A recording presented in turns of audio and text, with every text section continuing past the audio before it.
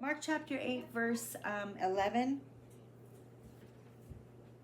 Right after the crowd, right after the feeding of the 4,000. Remember, we already did the 5,000. Then there was a little bit of time, not a lot of time, a little bit of time. Then there were 4,000. Okay, verse 11. Then the Pharisees, the Prushim, came and began arguing with him. And they wanted him to give them a sign from heaven because they were out to trap him. Oh, never mind. I'm not even going there. Or with a sigh. That's the part I want to point out to you. With a sigh that came straight from his heart. Have you ever been so grieved you just...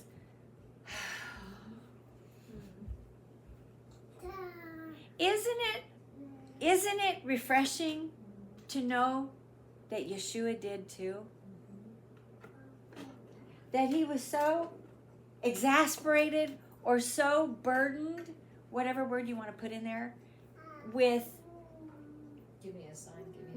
you guys are here and I am here. When are you going to get it? When are you going to see? When are you going to let loose and let go of the worldly things and the world stuff and grab hold of truth? And out of that, an audible sigh from the depths of his heart. You can feel it. I mean, you can, when you read it, at least when I read it, I can feel it. All right. I find that comforting. He can relate with our human emotions. Am I ruled or should I walk by those emotions? No, he doesn't. But did he express it? He did. Okay, can you not do that? Please. Can you put it down for a while, please? Thank you. All right, with a sigh. And with a sigh from his heart, not only did he just sigh, but he says, why does this generation want a sign? Yes, I tell you, no sign will be given to this generation. Did he not? I think his exasperation is for that moment, those people right there. Because did he give this generation a sign? He did. Several of them. A bunch of them. And not only that, he said the sign of Jonah at some point. So he does answer them, but I think, he's expressing his frustration or his emotion, if you will. And so that kind of gives me, comfort to know that he knows exactly how I feel when I feel it. Right? Okay. With that, he left them, got into the boat again. He's on the boat a lot, He's on that water a lot. And went off to the other side of the lake. Now the Talmudim, the disciples, had forgotten to bring bread and had with them in the boat only one loaf. So you have to understand, he got off the boat, he went somewhere, they did something, they asked him, so he got back on the boat, and this is after the 4,000. This is after the 7 baskets, right? Okay. Now the Talmudim forgot, and so when Yeshua said to them, watch out, guard yourselves from the Hamats of the Pershim, the Hamats of Herod. They thought that he had said this because they didn't bring bread. But aware of what they're thinking, right? What they're talking about. He's aware of all of this. He says to them, let me make sure I'm reading correctly. Why are you talking with each other about having no bread? Don't you see or understand yet? Have your hearts been made like stone? You have eyes, don't you see? You have ears, don't you hear? And don't you remember when I broke the 5 loaves for the 5,000? How many baskets full of broken pieces did you collect? And they said 12. Remember what the 12 means? 12 tribes, government. Not politics, government. Okay? The complete Israel, right? So the first one was to Israel. 5,000 was the number 5, grace. I'm bringing grace to Israel when he fed the first 5,000. Remember, this is kind of a review because we've gone over it. And he said, still you don't understand? He says, how many baskets? And when I broke the 7 loaves, 7 meaning the nations, the Goyim. Oh, now I'm bringing in Israel and I'm bringing in the Goyim. How many were left? 4,000. What's 4? Completion, fullness, the fullness. See, when we're one new man, we will be complete. When the Jew and Gentile are one new man, we will be complete. It's a beautiful picture. the 5,000 and the 4,000 Never and the did 12 that. and the 7. It's all there. Grace to Israel, the nation submitting to the will of God and complete, right? And how many baskets were left there? 7. Over full baskets. He's not going to lose any. He's not going to lose anyone because the baskets were full. They collected it. He will collect and gather. There's so many pictures in both of those. Anyway, and then he says to them, and still you don't understand? They came to Bethsaida. That's up north on the Sea of Galilee. And some people brought him a blind man and begged Yeshua to touch him. And taking the blind man's hand, he led him outside the town. Does this sound familiar? We've already had an instance with someone who was deaf, right? And mute. And he spit in his eyes. Here's that spitting again. Put his hands on him and asked, do you see anything? And he looked up and he said, I see people, but they look like walking trees. Wow. Then he put his hand, how did he know about walking trees? We don't know. Was this man blind from birth? We don't know that. Okay? Kind of sounds like maybe he wasn't. Something happened and he lost his sight, but we don't know that. And then he put his hands on the blind man's eyes again. He peered intently. He was laser focused. Right?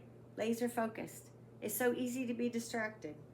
We can be distracted by the heat. We can be distracted by the baby and the water. All gone. I know. We can be distracted by the commercial that interrupts our worship there, and we can be distracted by so many things. Even sitting quietly in the presence in prayer time, I can be distracted by my thoughts, by a noise, by anything. We're so easily distracted. Easily distracted. So then he says he peered intently and his eyesight was restored so that he could see everything distinctly. In other words, it was perfect vision. Jesus had a spit. He could just lay his hands on him, that would be it. And it's Jesus. It wasn't just spitting a It loogie. wasn't just, no, it was the hand of God. They didn't have COVID. No. Yeah, why spit? Why spit? Because it's the essence of him. That's good. That's good. Now, when we think of water, water represents the Holy Spirit. Water represents heavens, Shemayim, Mayim, Shemayim. Mayim is water. Shemayim is heaven. Water, and he separated the waters above and the waters below. The waters above were heaven. Our bodies are 92% water. 98. Okay, that's a lot of water. So yeah, you're the essence. How about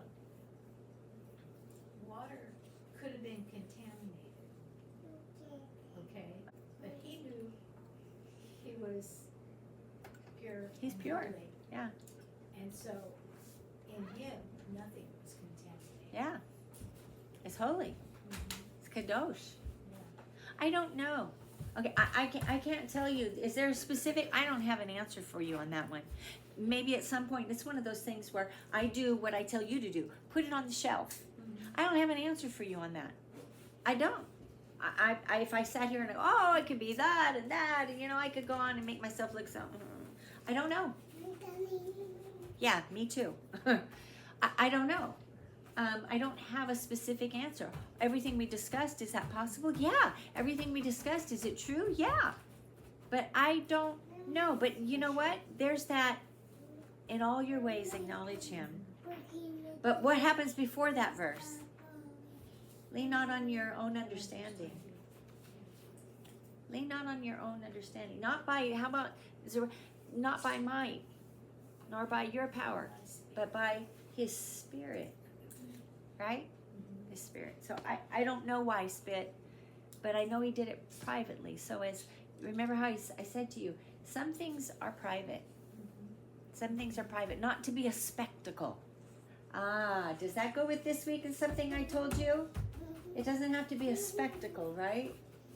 In other words, it's not, oh, everybody pay attention to this and everybody do this. It's not a spectacle. He does things very gently, quietly. He does things without bubbles and smoke machines and microphones and pat you on, okay, all the woo, right? Can we do that? Oh, absolutely, absolutely. We're gonna be outside, and last week when I was out there in the orchard having to do with the chickens, and I got wet. Normally, I wouldn't want to get wet out in the orchard, but let me tell you, that was a woo, yes. So yeah, you can have moments of praise, right? You can have loud. Yes, we can have moments of exuberance. And then we have moments of quiet, right? Okay. She's learning. So, for whatever reason, this is another quiet moment. And we know that it's supposed to be, that it's personal because, let me see, let me find where I am. He says, he peered intently and his eyesight was restored so that he could see everything distinctly. Then it says, Yeshua sent him home with these words, don't go into town. It's not a show. It's not a snake oil. It's not a show, okay? It's not a spectacle. Yeshua and his Talmudim, his disciples, went on to the towns, and actually at that point, I want to stop there for a moment. I want to take you back to somewhere where we went on a Friday night, and not everybody got it because not everyone was here, and which is fine because that's where we are in the timeline. Remember, we're in the last year of his ministry now, okay? Where we are in Scripture, even though it's Mark 8, it's Matthew 16, it's Luke, it's in the middle of the books. Half of the book is the last year of his life, of each of the Gospels. I mean, that's how much was packed in and stood out. Okay, he's laying a foundation. He's training his disciples. He's sharing things with them. But the last year of his life, he is fulfilling the things that he came to do. All right. So, Matthew chapter 16, verse 13. So, if you will see where we're at, if you keep your hand in Mark, okay, Mark 8:27, you don't have to flip back there, but I'm going to read the first verse. Yeshua and his Talmudim went on to the towns of Caesarea Philippi. That's way up by Mount Hermon in the north, okay? Caesarea Philippi is where there was this big, huge pagan temple. This is where the gates of hell were. Okay? There's this huge cave, and it went, that's where they did pagan things, okay? On the big, right at the base of Mount Hermon in that area, Caesarea Philippi. All right.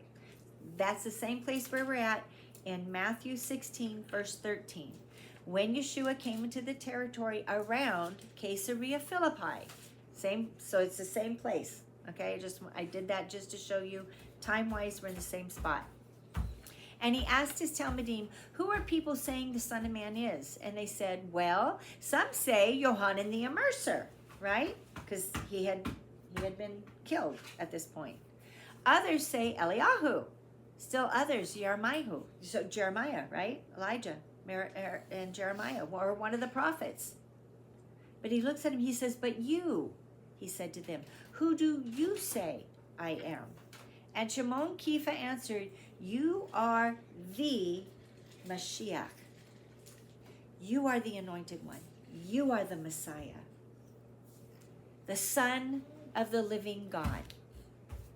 Shimon bar Yohanan. This is formal.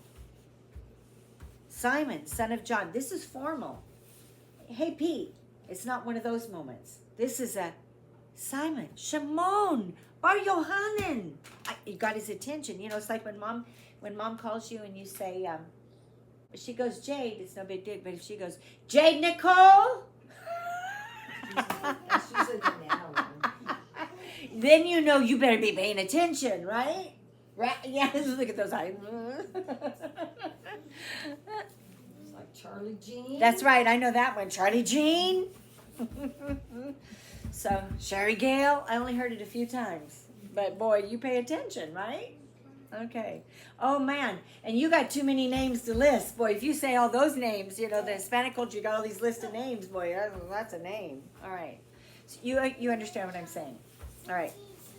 Shimon bar Yohanan, Yeshua said to him, how blessed you are, for no human being revealed this to you. No, it was my Father in heaven. There's a debate on whether Yeshua is 100% man or whether he's man and God. Only God is going to reveal that to you. Don't argue with people. It can't be explained. He died just like a human. Yes. Yes. But I don't know any man that can read thoughts. I don't know any man that can tell the wind and the rain to be still. I don't, apart from the power of God, no one could command spirits to leave or give sight to the blind. Only God can reveal who Yeshua is to you, who Mashiach is to you. Only God, only the Holy Spirit in you can reveal that to you. That is, He will reveal Himself to you. Okay? No one can do that for you. That's a very personal thing that He will do. And He will only reveal that to those who sincerely seek Him. So, it's the motive. It goes back to what we said earlier this morning. He knows the true intent of the heart.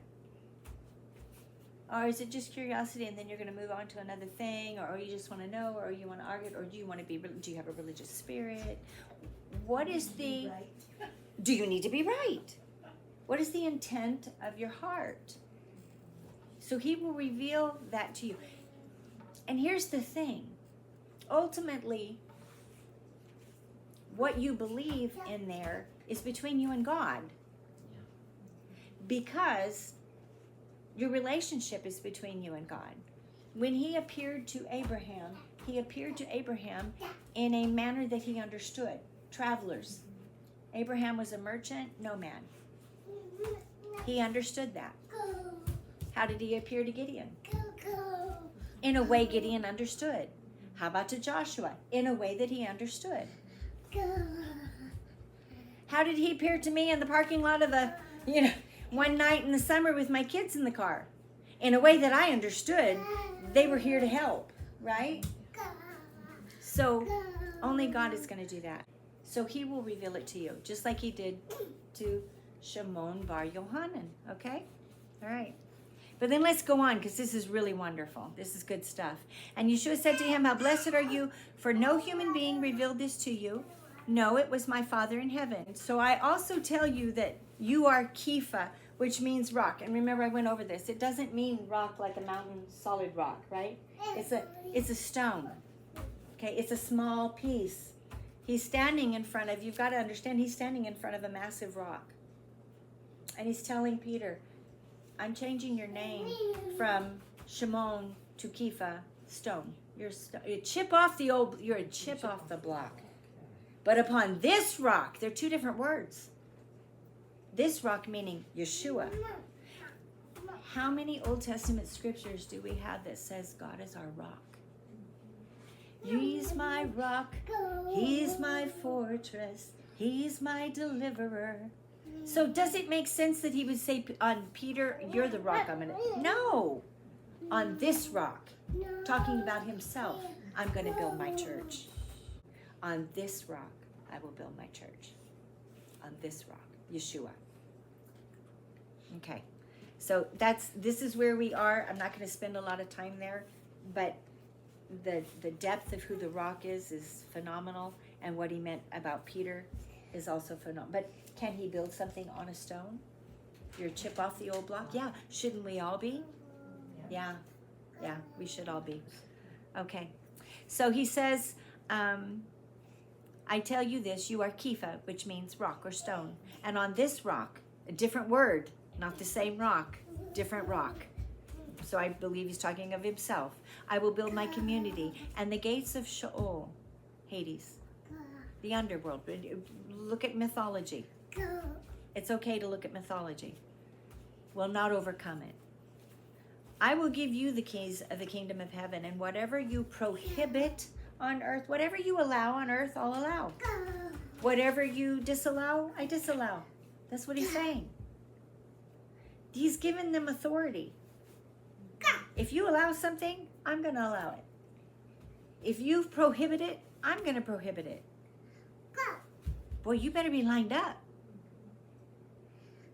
You don't want to allow something that shouldn't be, right? So gatekeepers of churches that bring things in and allow certain, why are you bringing that in? You're supposed to be kadosh, set apart. You're supposed to be different than the world. Why are you bringing the world in? You set that standard. Whatever you prohibit on earth will be prohibited in heaven, and whatever you permit on earth will be permitted in heaven. And then he warned the Talmudim not to tell anyone that he was Mashiach. His time is soon and he knows it, okay? From that time on, Yeshua began making it clear to his Talmudim that he had to go to Jerusalem and endure much suffering at the hands of the elders, the head Kohanim, and the Torah teachers, and that he had to be put to death, but that on the third day he had to be raised to life. And you know what? They still didn't get it. You know, we can, parents and grandparents, you can think of times telling kids something and they didn't get it until it happened, and then like, all of a sudden, oh, because they have nothing to relate it to. They have no experience to put it together with until it happens. You want to sit over here? Come here. They don't have, you know, it's that aha moment. You can read it and read it and read it, but until you get it, you don't get it. And nobody can explain it to you. I experienced that last night. Oh, you did. I'm talking to a lady, you know, and we were talking about, you know, reading the Bible. She's a good friend, you know, and so she was just listening, and I can tell in her face that she Didn't get it. She was listening. Yeah. You know when. Oh, the sheet. I said, I can't remember Dude's name. You know, the one who saw the sheet coming down. The Rock, Peter. I just I said, the sheet coming down. I said, but if you continue reading, they're not talking about food. And she was like, right. She went like this. You're right. So she's actually got read it. that. Yeah. But those aha moments are these aha moments. Yeah. They still didn't get it. Here's the thing, though. In verse 22, right? He said that on the third day he had to be raised to life. They didn't get it. They didn't get it. They didn't get it. Kepha, his new name. Don't do that. Don't touch it. Don't touch it. I'm going to snap your foot.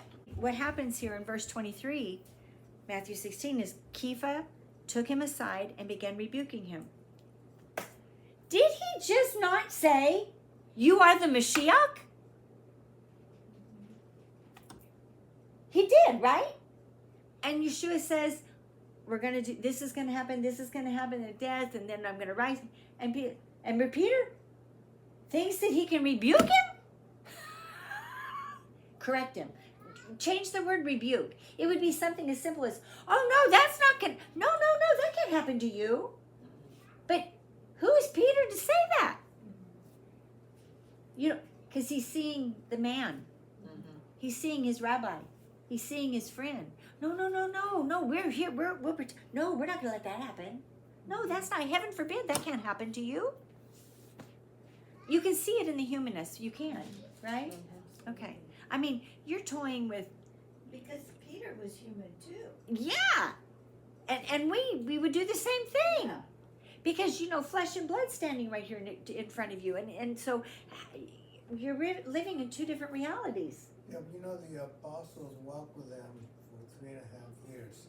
And after the 3.5 years, they felt that with him, they could do anything. Yeah. They felt safe. So when Jesus said, I'm gonna die, they go, they'll be lost. You know, it's like someone having a dad or a mom, They were too, weren't they? yeah, and they die or something, or you lose something, but you feel lost for a while. Yeah. You feel lost. They did for exactly 3 days. For exactly 3 days, they did.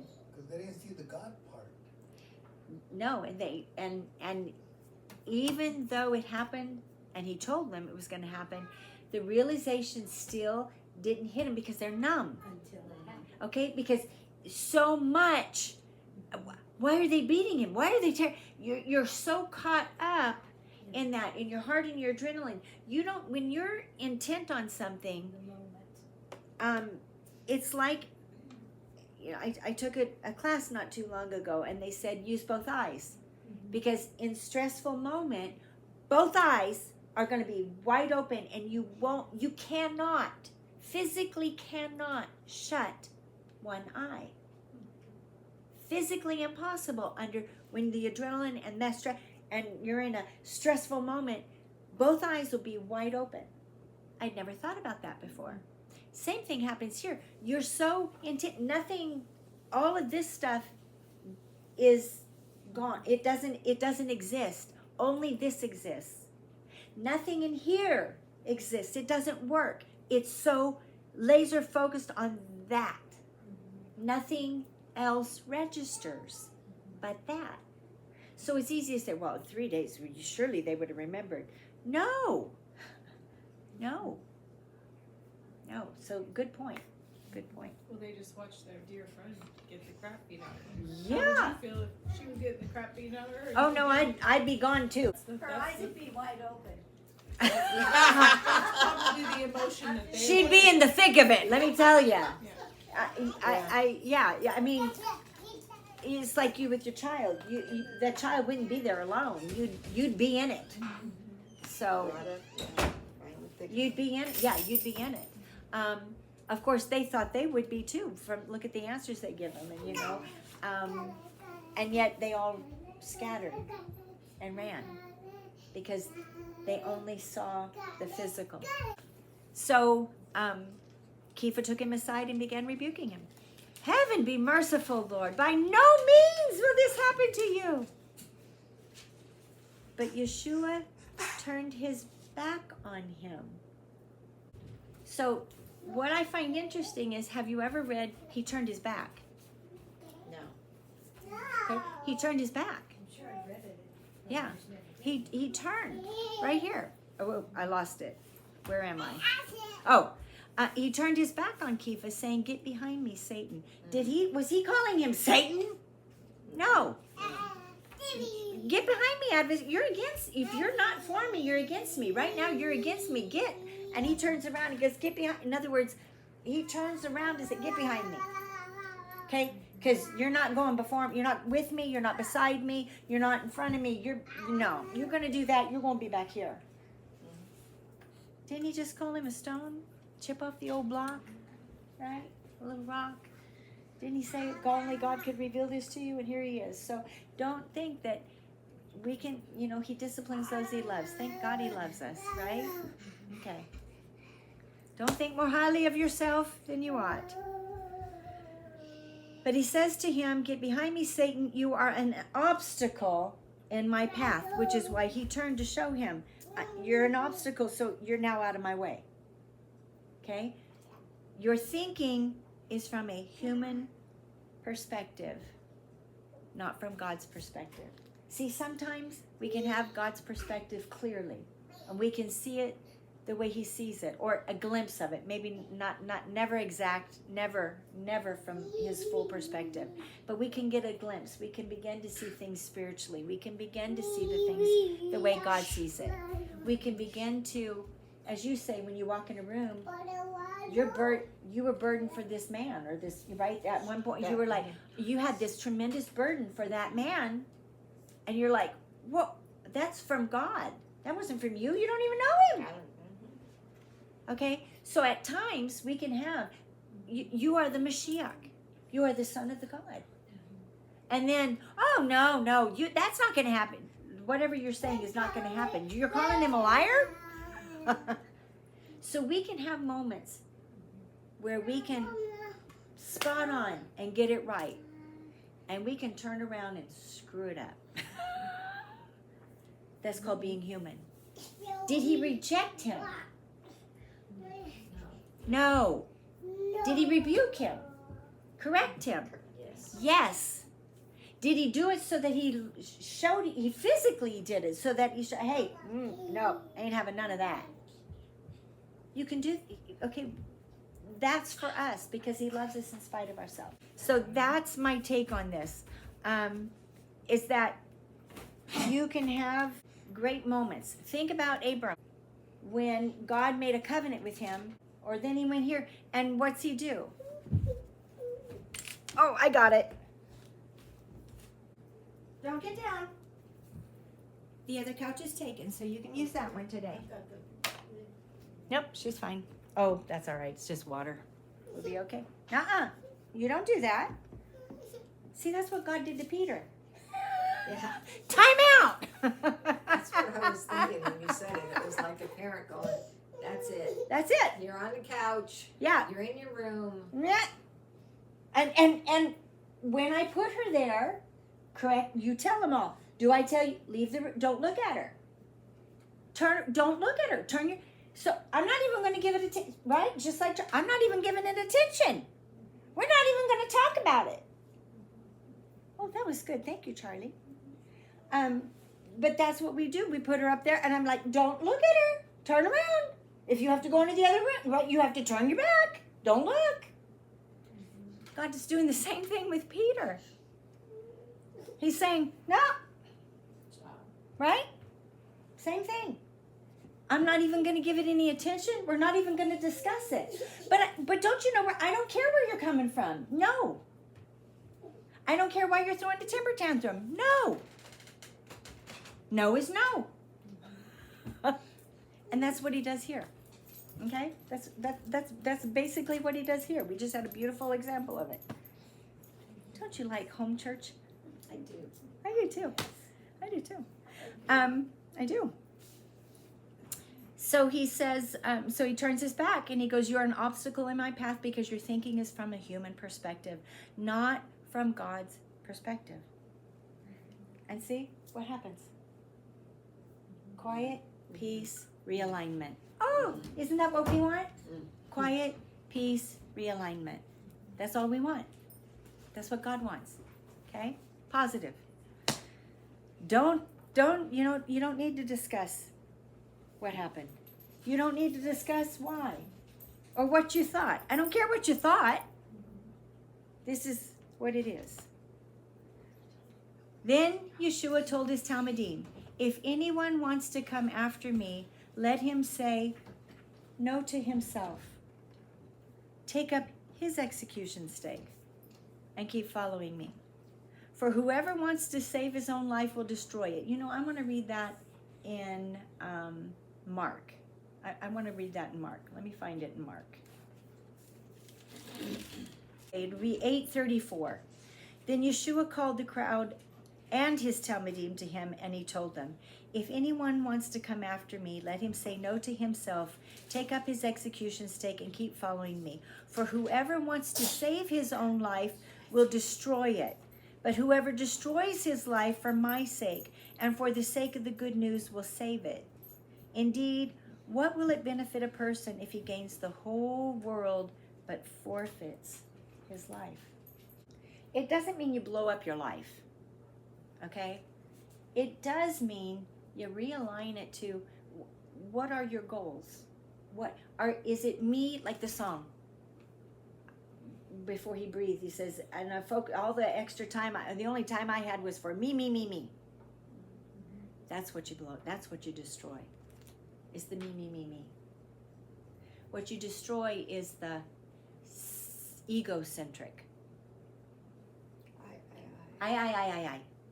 Me. Right? And instead, it's refocusing. So when he turned his back on Peter, that was the me, I. And he crushed it. destroyed it. This is the focus. This is the goal. Does that mean we can't succeed in business? No. That might be what he wants us to do. You know, if we didn't have certain people that made lots of money, they wouldn't help support some of the nonprofits, right? That it's going to be different for each one of us, okay? But if you've got that quarter and that vase, if you've got that thing that you're going to hold on to, you got to let it go, okay? You got to let it go. Or yes, the vase will get destroyed, and then he'll have to reshape and mold your vessel, and that's not pleasant. That's not pleasant, because you just think about the wheel and the potter. When he puts the pot and he's shaping it and stuff, and you go through fires of testing. So, you know, part of your vessel is being already set and fired. And if he has to destroy it and break it and shatter it because you're too stubborn to submit, and he's got to start all over, oh, right? So, where's your focus? Where's your intent? What life matters? The eternal or the temporal, right? And so, Peter, you're looking temporally. No, you're looking temporally. You're looking from a human perspective. You're looking from your level down here. I'm up here high and lifted up, and my perspective and my focus is different. Let me finish this section. It says, let him say no to himself, take up his execution stake, keep following me, for whoever wants to save his own life will destroy it, but whoever destroys his life for my sake, for the sake of the good news. Not just to blow it up. Okay, not just to be different, but for the sake of the kingdom, for the sake of the good news, that will be saved. Indeed, what will it benefit a person if he gains the whole world but forfeits his life? What could a person give in exchange for his life? That's a good question. For if someone is ashamed of me, oh boy. Have you ever seen somebody who is embarrassed to acknowledge the Lord? Have you ever been in a place in your life where it's like, oh, I'm just gonna, not in this crowd. Yeah. Oh. Okay, well, then this is for all of us.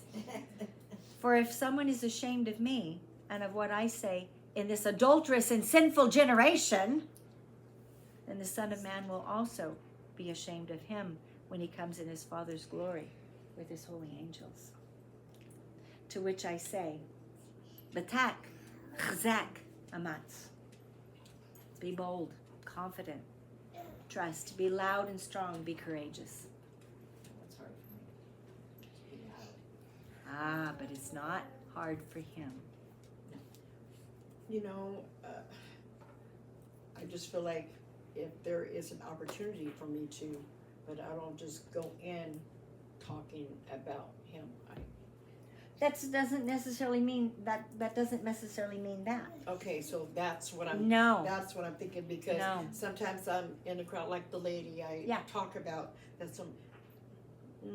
No. There's Like, wisdom and that discernment. there's- I feel like her, I have to live it.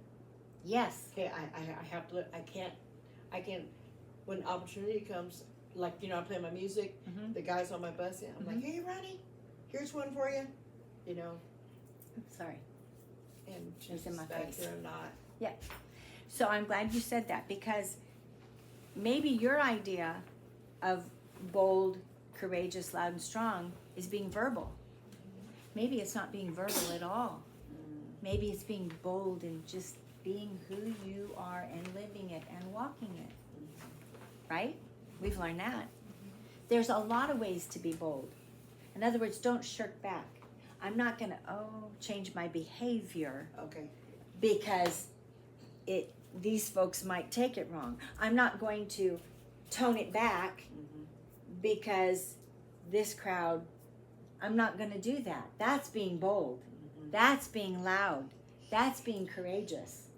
got to live that this week. That doesn't mean the mouth, okay? Yeah. You can be bold. You can be loud. You can be strong, and you can be courageous without ever uttering a word.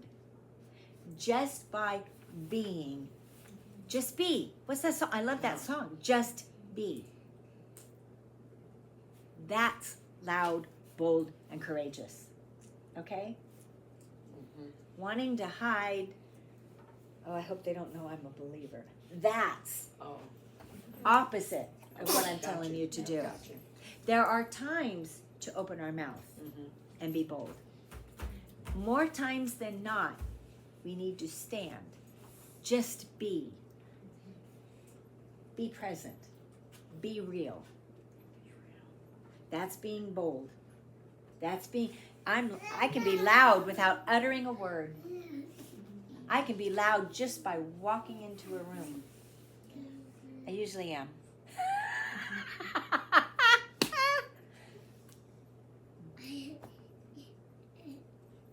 Do people know when you walk into a room? Do they know Yeshua is there? Okay? Okay. That's where I want to lead us. Be bold, which means you're confident. Don't have to open my mouth. I'm confident. I know whom I believe in, and I'm persuaded that he is able to do that to keep that which he has given unto me until that day. I know whom I believe in. I trust. Be Stephen. Be Stephen. Oh, she's okay. Be Stephen. Be bold. Be loud and strong. And you can be loud and strong and be the quietest one in the room. Okay? My face can say, no. My face can say, I ain't moving. I can walk into a room and be strong, loud, and never utter a word. Be courageous. Go in the den anyway. I'm not, oh, you shouldn't go in there. That's a, actually, that's probably a bad trait of mine. Tell me not to do something. Other than God. Do I need to have, should I be afraid to go somewhere? Or into a place? No. Now, wisdom might say there are certain places maybe like, oh, no, you know, that, I'm going to avoid that. But if he tells me to go, I'm not going to have fear. I'm going to go. Yeah, don't you do that on my pad. You go do it over there. On your, no, you go put it on your mat. You use water on your mat, not on my iPad. Go on, right over there. Tell Amos to move. There you go, right there. So we thank God that we still have the opportunity to live like we're Christians. Yes. There's coming a time when you will be afraid for your life if you reveal that you're a Christian. I'm not sure. I hear what you're saying, and I think I would change the terminology to not being fearful of your life, but being wise. That he says that there's going to be a time when we aren't going to be able to speak, and that shouldn't be based on fear.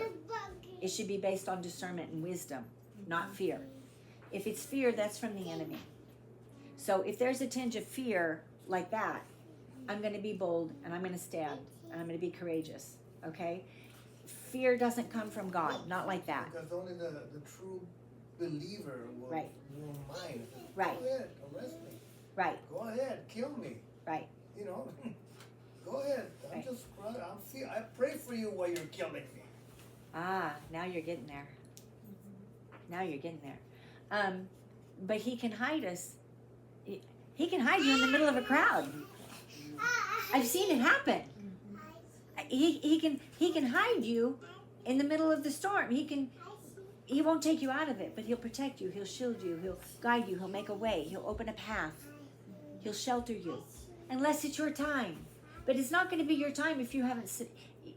Trust me, nothing's going to happen to you that you're not willing to let happen.